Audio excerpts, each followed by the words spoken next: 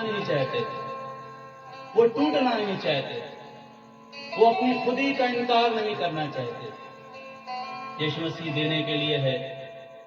उसने बाइबल में साफ वादा किया है, मांगोगे तो तुम्हें दिया जाएगा, ढूंढोगे तो तुम पाओगे, खटखटाओगे तो तुम्हारे वास्ते खोला जाएगा। हम मांगते ही नहीं, इसलिए मिलता नहीं है, ढूंढते नहीं हैं इसलिए पाते नहीं हैं, खटखटाते ही नहीं हैं, कैसे खुलेगा? आइए, आज की जरूरत यही है।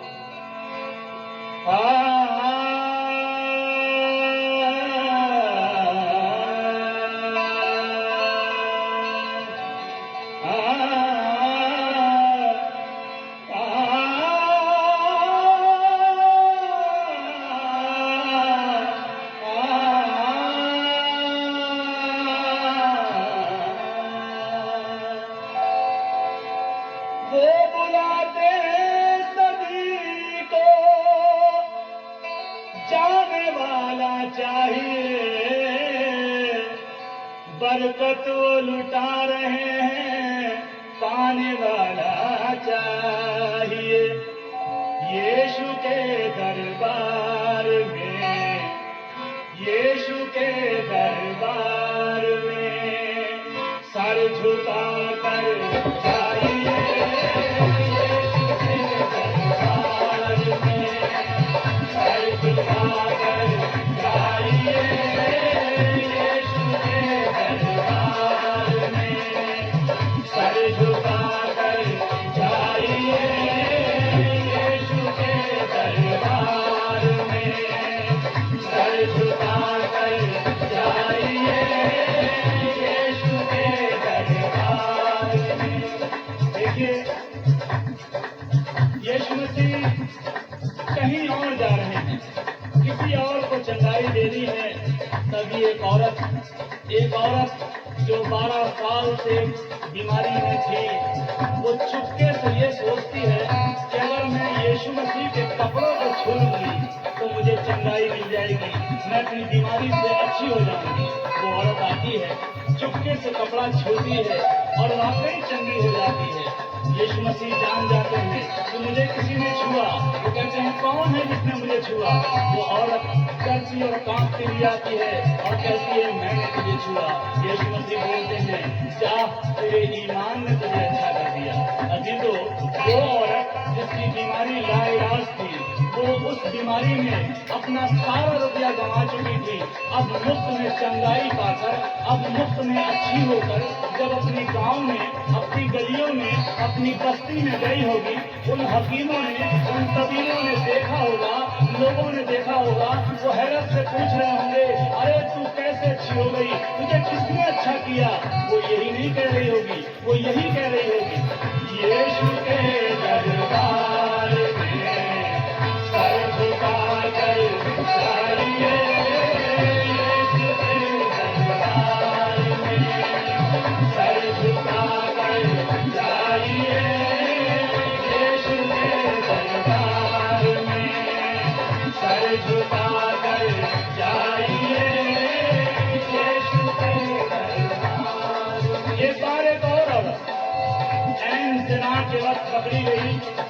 समाज के बड़े बड़े धर्म के ठेकेदारों ने उस पर तोहमत लगाई और यीशु मसीह की आजमाइश करने लगे और पूछने लगे, हे उस्ताद, हमारी शरीयत में लिखा है ऐसी औरत को तो पत्थरों से मारना चाहिए, बता हम क्या करें?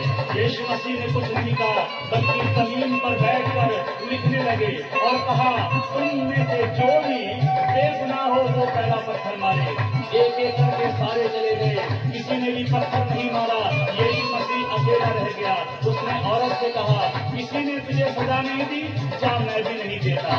वो औरत जब अपनी गलियों में गई होगी, अपने लोगों में गई होगी, अपने मोहल्ले में गई होगी, अपने अजीजों में गई होगी, वो लोगों से जब कह रही होगी, देखो मेरे गुनाह माफ हो गए, लोगों ने कहा होगा, तूने क्या करा, तू कैसे गई? उसने कहा, जाओ, तुम भी जाओ, लेकिन ऐसे यीशु के दरबार में सर झुका कर जाइए, यीशु के दरबार में सर झुका कर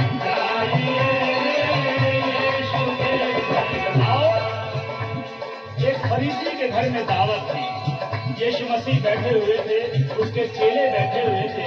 अचानक एक औरत, जो एक गली की नहीं, एक कॉलोनी की नहीं, बल्कि पूरे शहर की बदनाम औरत थी, वो अंदर आई। उसे किसी ने नहीं बुलाया था, वो किसी से कुछ नहीं बोली, वो घर के मालिक से कुछ नहीं बोली, वो लोगों से कुछ नहीं बोली, वो यीशु मसीह से भी कुछ नहीं बोली। चुपचाप आई, यीशु मसीह के पैरों के पास बैठ गई, अपने आंसुओं से उसके पैर भिगोने लगी, अपने बालों से उसके पैर पोंछने लगी। उस औरत से यीशु मसीह ने कहा, जा, तेरे गुनाह माफ हुए। घर के मालिक ने यीशु मसीह के ऊपर शक किया। उसने मन ही मन सोचा, अगर ये आदमी रास्तबाज होता तो पहचान जाता कि औरत कौन है जो इसे छू रही है। यीशु मसीह जो मन की बातों का जांचने वाला है, उसने उससे कहा, मुझे तुझसे एक बात कहनी है, कौन ज्यादा मोहब्बत करेगा, वो जिसका कम किया गया, वो या जिसका ज्यादा माफ किया गया? वो बोला, जिसका ज्यादा माफ किया गया। इसलिए यीशु मसीह बोले, मैं तेरे घर में आया, तूने मुझे पांव धोने के लिए पानी नहीं दिया, लेकिन इस औरत ने अपने आंसुओं से मेरे पैरों को धोया है। तूने मेरे गाल पर चूमा नहीं दिया, लेकिन इसने मेरे पैरों को चूमना नहीं छोड़ा है। इसीलिए इसके गुनाह जो ज्यादा थे माफ हुए। मेरे प्यारों, जब वो औरत अपनी गलियों में गई होगी, अपने शहर के बदनामियों में पहुंची होगी, जो लोग उसे देखकर मुकर जाते थे, जो लोग उसे देखकर मुंह छुपा लेते थे, वो लोगों के सामने बड़े हियाव के साथ, बड़े दिलेरी के साथ कहती होगी, आओ देखो उस खुदावन को जिसने मेरे गुनाहों को माफ कर दिया, तुम्हें भी माफी मिलेगी। लेकिन ऐसे जाना, यीशु के दरबार में, यीशु के दरबार में सर झुका कर जाइए, यीशु के दरबार में सर झुका कर जाइए,